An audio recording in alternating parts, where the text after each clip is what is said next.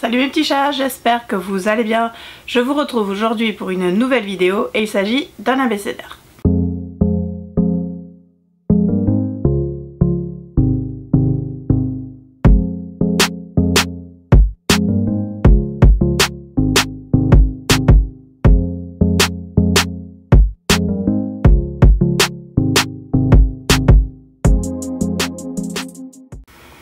Donc comme je vous le disais en introduction, il s'agit d'un abécédaire. Je suis désolée pour la semaine dernière, j'ai complètement pas pris le temps de tourner la vidéo parce que j'étais pas là du week-end. Là d'ailleurs je vais en tourner une seule et comme vous pouvez le voir je ne suis pas sur mon fauteuil parce qu'il y a mon chat qui est en train de dormir sur mon fauteuil et j'avais pas envie de tout déplacer. Dans l'idéal il faudrait que j'en tourne 3 aujourd'hui mais je suis en mode grosse flemme. Je suis en vacances à la fin de la semaine. Et j'ai juste super hâte, même si je pars dimanche soir pour ma première partie de vacances. Bref, je vous retrouve aujourd'hui pour vous parler non pas de vacances, mais de voyages, même si ça s'y rejoint. Je voulais vous parler des différents voyages que j'ai pu faire grâce au livre. Et le tout premier, c'était la rare d'Édimbourg en 2016 que j'ai fait avec Gwenlan. Alors, j'essaierai de vous mettre quelques photos pendant le montage, mais je suis pas sûre parce que franchement, je sais pas si j'en ai toujours. C'était mon premier voyage livresque. On avait décidé de faire ça avec Gwenlan et en même temps d'aller visiter l'Écosse. On est resté 12 jours je crois. Et franchement c'était vraiment super sympa. C'était mon premier gros événement livresque au-delà de Livre Paris. Et j'ai beaucoup aimé. À l'époque je commençais à peine à lire du MM. Donc j'avais encore pas mal d'auteurs MF que j'aimais bien, que j'ai pu rencontrer là-bas. Et c'est un super souvenir de voyage. Ça m'a permis aussi de découvrir l'Écosse. J'ai adoré Édimbourg qui est une ville que j'ai surkiffé, que j'aimerais vraiment, dans laquelle j'aimerais vraiment retourner. Et j'ai juste adoré, donc c'était un bon gros voyage qui avait pris un bon gros budget, mais un voyage que je ne regrette vraiment pas d'avoir fait. Mon deuxième voyage livresque c'était en 2017 et c'était à Berlin pour aller à l'EuroPrideCon. Ça s'est décidé sur un coup de tête avec Amélie parce que venait d'être annoncé TJ Klune et Abigail Roux. Forcément qu'on est allé voir la maman de Taï et Zayn. Donc on est partis toutes les deux, sur place on a retrouvé Karen et Antea et on a adoré, vraiment. Il y avait Kwe aussi et Namora qui sont des copines que j'ai rencontrées là-bas et que j'ai adoré. D'ailleurs je pars en vacances chez Kwe à la fin de la semaine. Et on avait retrouvé Fred sur place aussi, je dois avoir des photos de groupe que je vous mettrai là. L'EuroPrideCon c'est une convention qui dure 2 jours, ça nous a permis un petit peu de visiter Berlin, même si on n'a pas vu grand chose de la ville, mais j'ai vraiment trouvé ça sympa, on s'est baladé juste une journée et j'ai trouvé ça vraiment très sympa. L'EuroPrideCon donc c'est une convention dans laquelle il y a des conférences et j'ai trouvé vraiment ça sympa, ça a changé en fait des salons et de la rare. Et vraiment j'ai appris plein de choses. On prend le temps de découvrir les auteurs parce qu'on est dans un hôtel pendant 2-3 jours avec eux, on déjeune ensemble, enfin il y a des conférences, il y a des séances de dédicaces, il y a vraiment beaucoup de choses et j'ai énormément appris sur la communauté LGBT et sur les auteurs présents. J'ai trouvé ça vraiment très chouette et j'ai passé un excellent moment. Et on a pu rencontrer TJ Klune et Abigail Roux, donc c'était vraiment juste génial. L'année d'après, en 2018, je suis allée à Amsterdam, donc avec cette fois-ci Karen, Fred, Blandine et Isa. Sur place on a retrouvé Patricia que j'avais rencontrée l'année d'avant à l'EuroPrideCon aussi, donc cette année c'était Amsterdam. J'ai pas surkiffé Amsterdam, c'est pas une ville que j'ai vraiment aimée, je trouvais que c'était assez petit, on en fait le tour assez vite. Je trouvais ça joli mais j'y retournerai pas forcément, voilà, c'est pas une ville que j'ai kiffé. À l'EuroPrideCon de 2018 il y avait Sloane Kennedy, donc c'était ma première rencontre avec Sloane Kennedy et j'ai juste adoré, j'ai vraiment passé un très bon moment de lecture. On a là aussi assisté à des conventions vraiment très intéressantes. J'ai aimé que les auteurs soient très dispo et prêts à parler de leur vie personnelle, de leur orientation sexuelle, de différentes choses et j'ai trouvé ça vraiment très intéressant. On n'est pas du tout dans le jugement, les gens sont là pour discuter, pour en apprendre un peu plus les uns sur les autres et j'ai vraiment trouvé ça top. Je retiens surtout la rencontre avec Sloane Kennedy. J'ai oublié de vous dire qu'à l'EPC de Berlin en fait on avait sympathisé avec Anita Sunday qui était là en tant que lectrice en fait, qui nous a quand même dédicacé des bouquins. J'ai des super souvenirs avec Anita, enfin bref c'était un grand moment, ça m'a permis de rencontrer des auteurs et j'ai vraiment adoré.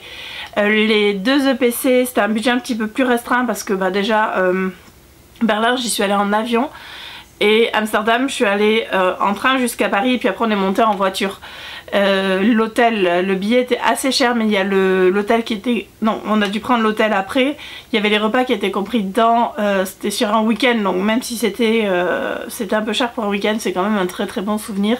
Et franchement, j'en aurais bien refait une autre, même si là du coup, les événements ont fait que ça s'est pas reproduit.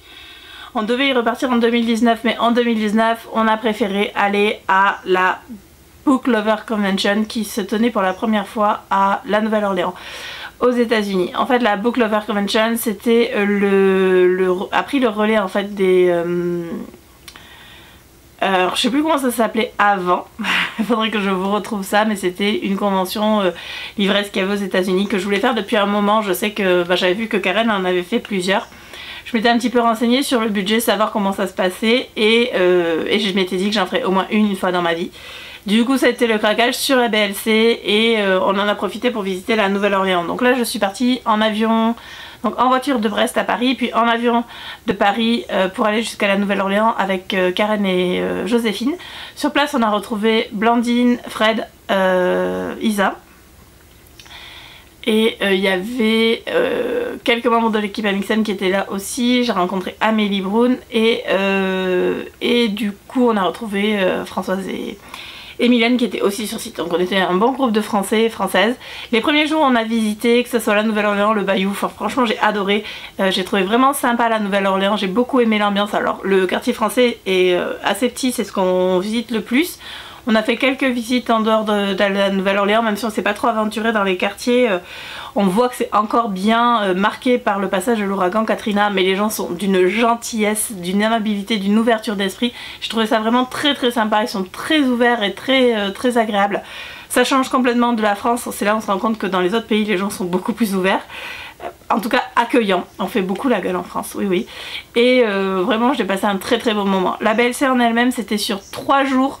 Moi qui ne lis que du MM, il y avait quand même pas mal d'auteurs MM, je vais pas dire le contraire. J'ai rencontré Anna Bess-Albert, j'ai rencontré Leila Rain, ouais, c'est les deux qui me viennent, mais il y en a plein d'autres auteurs. Il y avait Charlie Cochet qu'on a vu rapidement, Victoria Sue.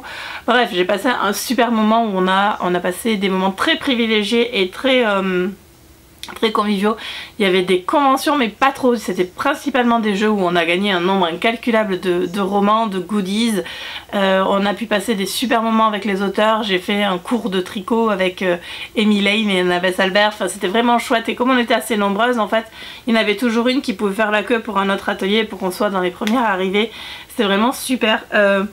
Moi qui ne lis que du MM, donc j'avoue que je sais pas si je referai parce que c'était quand même un sacré gros budget, donc je referai peut-être en fonction de la ville où est censé se dérouler l'événement.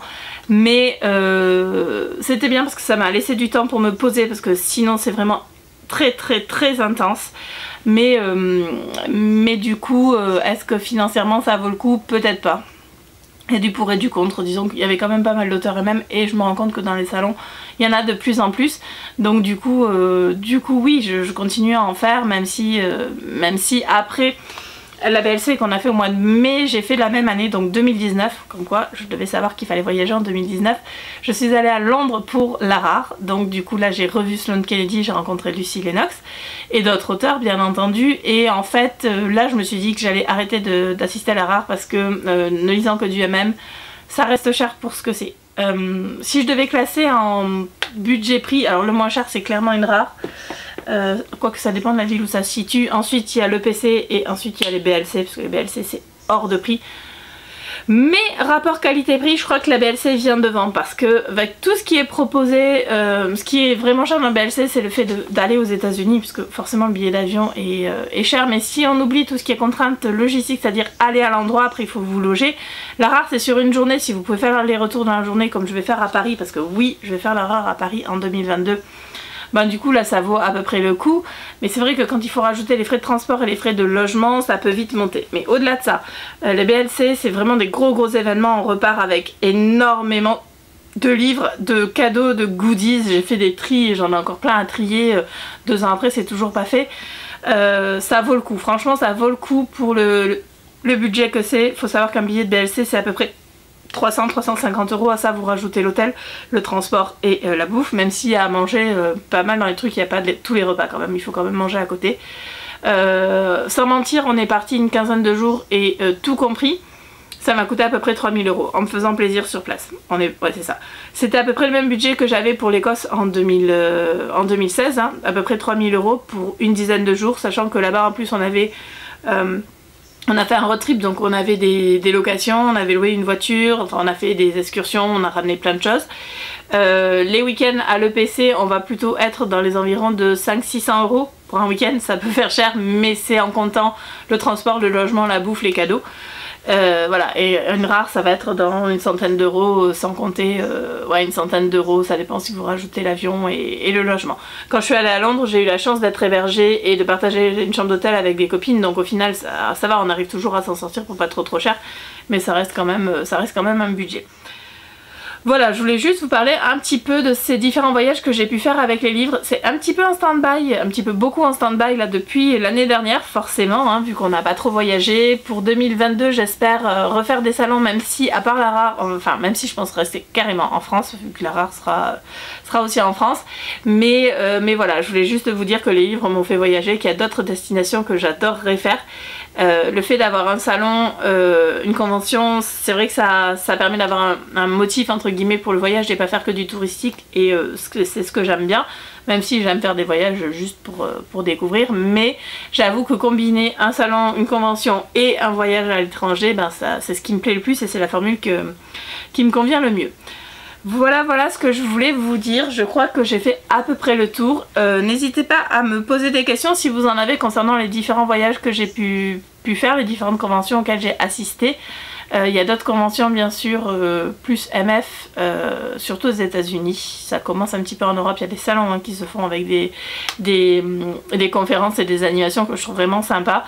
On n'en est pas encore aux conventions américaines, mais je pense que le public français n'est pas forcément prêt à débourser autant pour une convention, donc on est très près, au final je me rends compte qu'on est assez près de nos sous en France en ce qui concerne payer pour aller quelque part ou pour avoir quelque chose.